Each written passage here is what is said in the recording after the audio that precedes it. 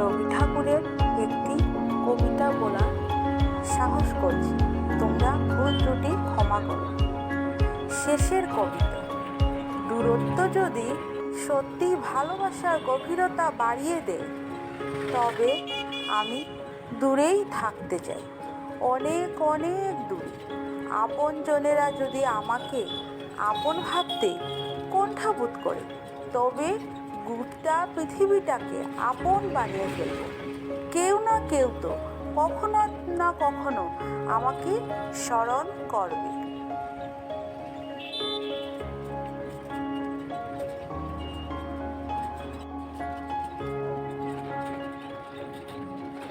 রবি ঠাকুরের আরেকটি কবিতা বলার চেষ্টা করছি। বিদায়। ক্ষমা করো, ধৈর্য ধরো, হোক সুন্দরতম বিদায়ের ক্ষণ। মৃত্যু নয়, ধ্বংস নয়, নহে বিচ্ছেদের ভয়, শুধু সমাপন। শুধু সুখ হতে স্মৃতি, শুধু ব্যথা হতে গীতি।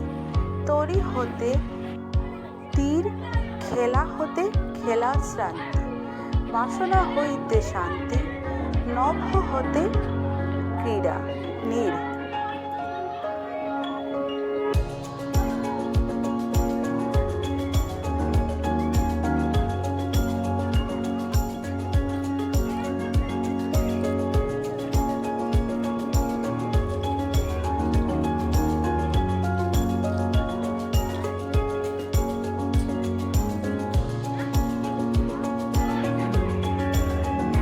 এই যে ঈশান ওর বন্ধুদের সাথে, ক্লাসমেটদের সাথে।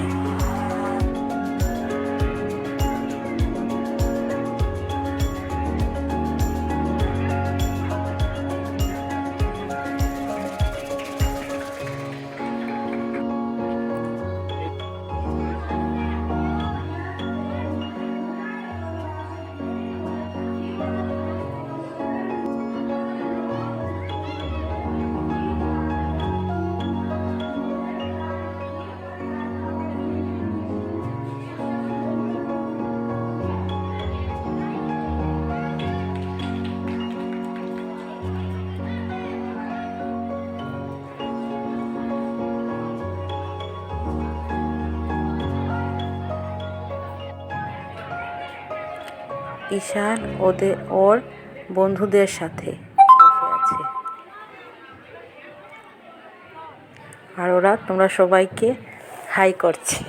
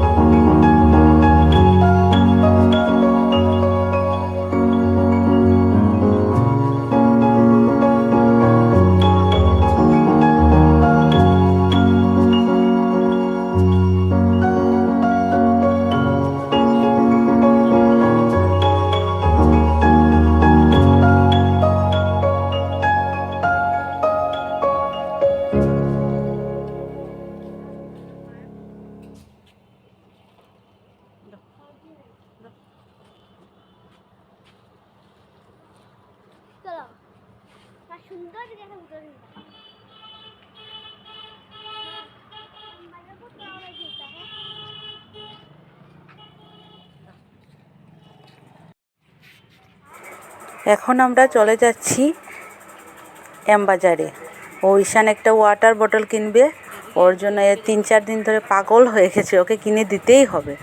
তারপর আজ কবিতাও ভালো বলেছিল, তার জন্য ওকে তো কিনে দিতেই হবে। তাই দেখো বন্ধুরা, আমরা চলে আসলাম শপিং মলে। বাচ্চাদের তো বুঝো, আসলে কি আর একটা জিনিস ভালো লাগে, কত কি ওর ভালো লাগছে। তারপর অবশ্য আবার এটা করে, আমি যখন বলি যে এটা কিনে দিতেই হবে, এটা আমি কোনো দিন ওকে অভ্যাস করিনি যে এটা আমাকে দাও, দিতেই হবে। আমি বলে দিই না, এখন এত টাকার একটা জিনিসটা দেওয়া যাবে না, পরে যখন বুঝবো তোমার প্রয়োজন তখন দেবো। অবশ্যই এটা বোঝে, ঠাকুরের কৃপায় এত গণ্ডগোল করে না। তারপর ওই দেখছি আরও ছোট্ট একদম কম দামে 5 টাকা 10 টাকা জিনিস দিলেও ও খুশি হয়ে যায়। ছোট্ট একটা কোনো কিছু, ছোট্ট একটাই। আর আমি তোমাদেরকে একটু ঘুরিয়ে দেখাচ্ছি শপিং মলটা। ওই যে একটা ওয়াটার বটল নিল ও, ওটাতেই এত খুশি। ও রাত্রেবেলা ওয়াটার বটলটা নিয়ে ঘুমিয়েছে, মানে ও তাই করে।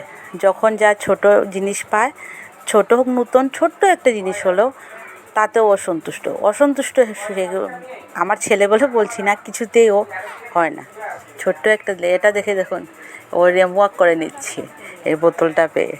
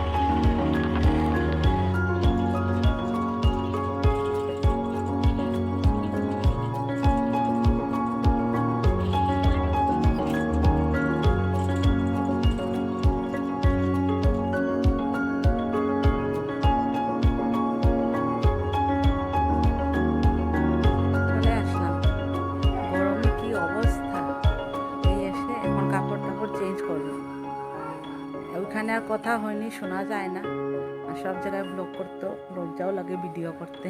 নতুন তো আস্তে আস্তে এটা অভ্যাস হয়ে যাবে। আচ্ছা রাখি তাহলে, পরে কথা হবে।